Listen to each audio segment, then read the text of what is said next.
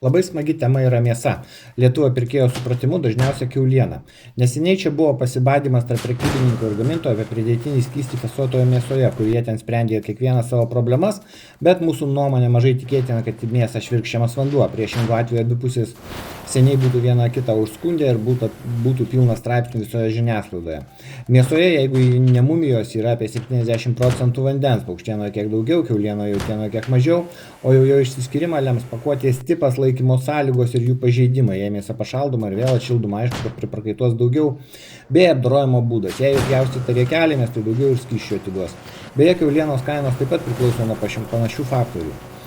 Pradėsim nuo skerdienos. Kiaulienos ES biržos kaina 22 savaitę buvo 24% mažesnė nei praeitais metais, arba 1,63 € už kilogramą. Jeigu pridėti lietuvišką PVM, tai kažkur 1,97 € už kilogramą.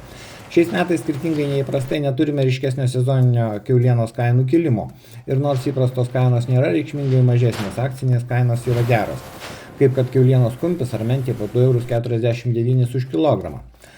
Tai taip priartėjom prie kainodaros. Pirmoje eilėje stovi, aišku, kiaulienos puselė. Mažmeniniam pirkėjui kainuos kažkur 3,5 apie 4 € už kilogramą. Variacijos bus, aišku, dėl to, kad ūkininkas kaip savo augino, ar tai bus kiaulė iš pramoninio komplekso. Be abejo, Lenkija su savo mažesniu PVM dar labiau sumažins kainą. Antras kainos lygis tai akciniai gabalai.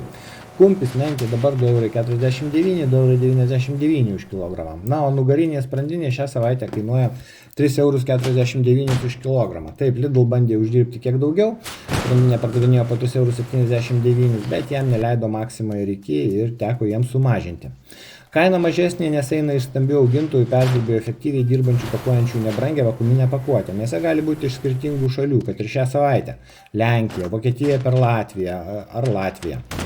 Jei turite nusistatymą prieš kažkokias šalis, neužmirškite skaityti etikečių ir baisėtis. O kas su kiauliena nekalba, tai yra gera ir nebrangi alternatyva tam, kad nepirkti pusės kiaulės.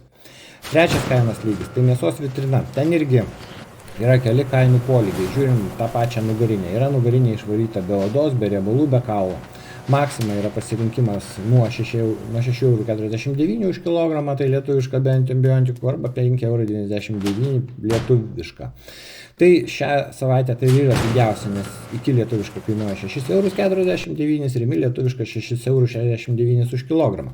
Vitrinoje būna ir pigesnis variantas, kaip ir nugarinė, bet su priedais, arba su kaulais, arba su lašiniais ir oda, arba net su viskuo. Norfoje 5,79 € už kilogramą su oda, na ir lašiniu, iki su kaulu 5,19 € už kilogramą. Ar tai pigiau? Na, toks filosofinis klausimas.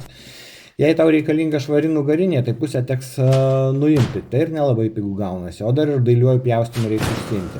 Šiaip viskas suprantama, kad pjaustytojui šiuo atveju prekybos tinklui geriau ir pigiau atiduoti pirkėjui daugiau odos ir kaulų su geresniu gabaliuku mėsos. Nors teisingesnė kaina šiuo atveju būtų 4,99 € pastoviai, o ne akcijos metu. Na ir ketvirtas, aukščiausias kainos lygis, tai fasuota pjaustyta mėsa. Ta pati nugarinė kainuos 8,9 € už kilogramą, bet už tai gausite ir daugiau plasmasės ir skystimėlio. Na, bet jei pardavinėja, tai gal kažkam to ir reikia. Kaip matome, tokios kiaulienos formos tinklų lentynose. Nuo žaliavinės kainos, kurio tyrimo metu buvo apie 2 € už kilogramą su PVM, kaina gali augti iki 10 € už kilogramą dėl kuriamos įvairios pridėtinės vertės. Svarbiausia, reikia suprasti, ar ji tau reikalinga. Kiauliena bus daugiau mažiau ta pati. Prekybos tinkluose yra pramoniniu būdu auginama kiauliena, o ne laisvai ganoma ir atitinkamai maitinama. Bet jos pjaustymo, laikymo, pakavimo būdai ir klaidos gali jos kokybę įtakoti. Todėl skųstis yra būtina. Bet labai gerai, kad atėjus prie mėsos galima pasirinkti, kam ko reikia, o ne kaip tais anekdotiniais laikais, kai kiaulės buvo skerdžiamos granatomis ir ant prekystalių būdavo tik tai galvos ir kanopos su uodegomis.